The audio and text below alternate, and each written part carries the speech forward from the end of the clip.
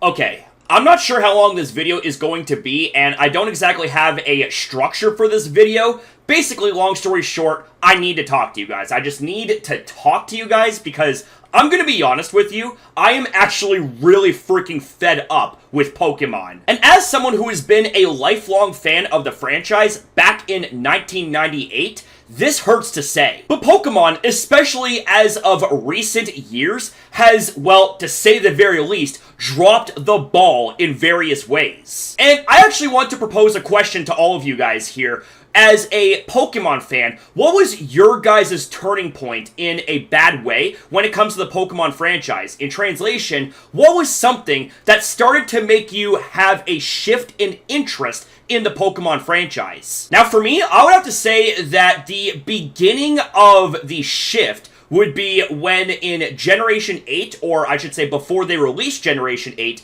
they announced the no national dex. And here's the funny thing, is that they actually listed off some of the reasons as to why they did the national dex cut, but what they said versus what the result is actually turned out to be complete and utter contradictions. Two of the reasons that I can think of from the top of my head were high quality animations, which by the way, play Sword and Shield yourselves and you'll understand why that is kind of contrary. And secondly was battle balance, which by the way, their battle mechanic being Dynamax says hi and Zacian says hi. They were completely unbalanced and chaotic. But even still, as a Pokemon fan, I did enjoy the games for the content that was produced. But then let's fast forward to Generation 9, which again, in terms of content, the games were fine. But in terms of functionality and all of the glitches and bugs that took place, it was completely and utterly inexcusable, especially for the price of that game. And on the note of price, now let's fast forward to Pokemon Legends ZA. So last night, as I was setting up my Switch 2, as well as getting everything set up for the stream on my main channel, I went to go to the eShop on my Switch 2, and I kid you not, the game itself was $100 and the DLC was $40. And factor in the fact that those are before taxes. Now you would think that with a $100 game, oh man, this had better be good. This had better be grandiose.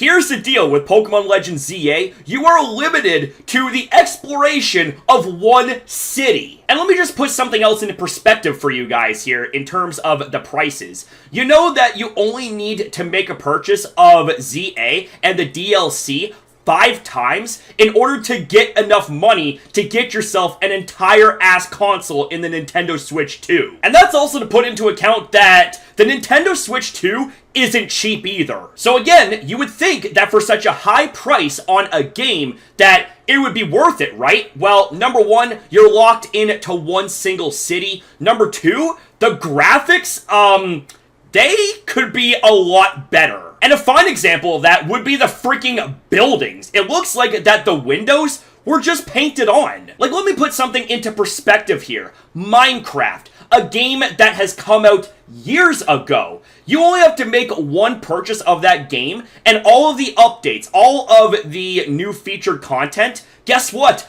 That's not locked behind a price tag. You get that shit for free. And dare I even say, 2025 Minecraft versus Pokemon Legends ZA, I would have to say that Minecraft actually looks better in various ways, graphically speaking. And I'm not saying that to be facetious or to make it a meme or something like that. Go play Minecraft Java as an example. The lighting, the water textures, they look incredible. Hell, I'll make another comparison. Terraria, or as some people call it, Terraria. I've always called it Terraria, so I mean, I could be pronouncing it wrong the entire time, but I don't really care. Either way, here's the thing. That game as well also came out over a decade ago, I believe 2011. And again, like Minecraft, you only need to make a one-time purchase and all of the updates, all of the content is free of charge. Hell, if you go on Tmod Loader, which is an area where you can actually play modded Terraria, you have access to all of the mods available on there for free. Now, getting back to Pokemon Legends ZA and the DLC Mega Dimensions, I just still cannot believe that those two right there, when combined, are $140, at least as far as Canadian currency goes, which is absolutely ridiculous. And here's also another big thing here too, is that before the official release of Pokemon Legends ZA, there was an announcement trailer for Pokemon Mega Dimensions, so the DLC, and I'm just thinking, it's like, wait a second.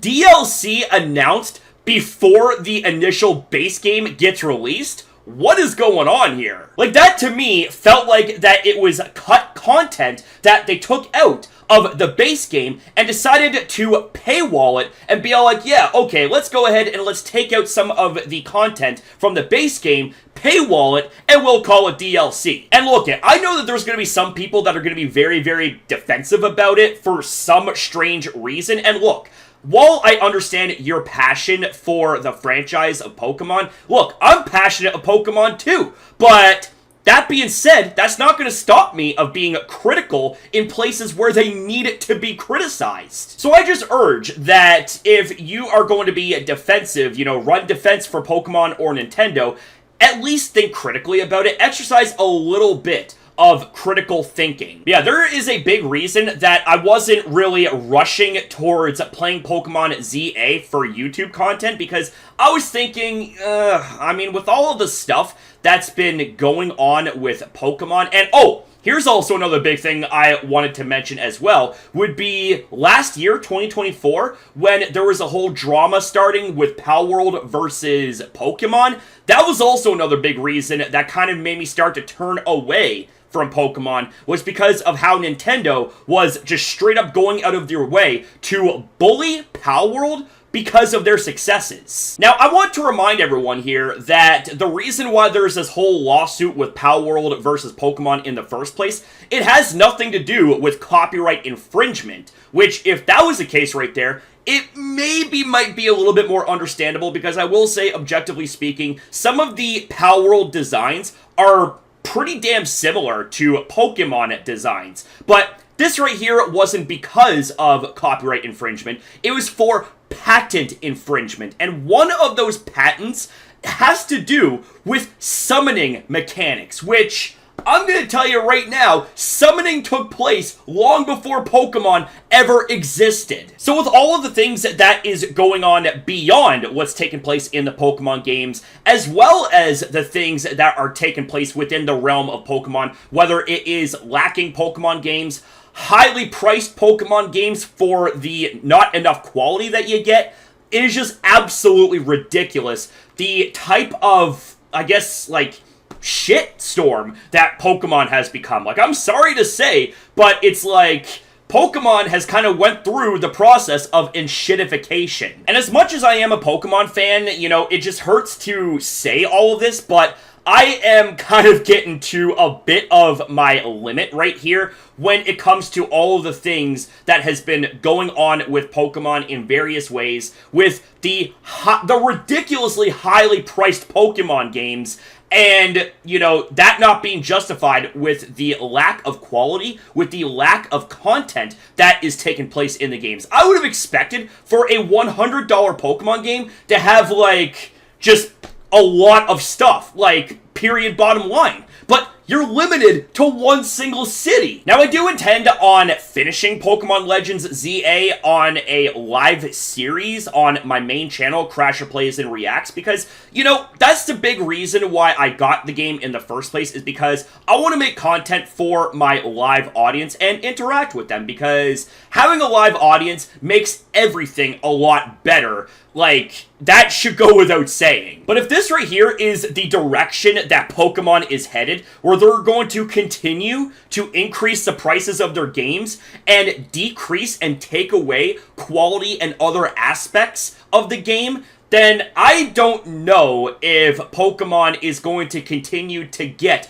the smattering of support that it has as of now. Because I think even the most diehard of Pokemon fans are going to eventually wake up, smell the coffee and roses of reality, and think, yeah, you know what? This actually ain't right. But anyways, I just had to get a few things off my chest here. Let me know in the comments your guys' thoughts about Pokemon, and if you guys happen to have any other opinions and insights when it comes to these type of topics right here. Thank you guys very much for hearing me out. I do apologize for how out of place and just how random this video was, but I needed to get on here and I needed to talk to you guys because...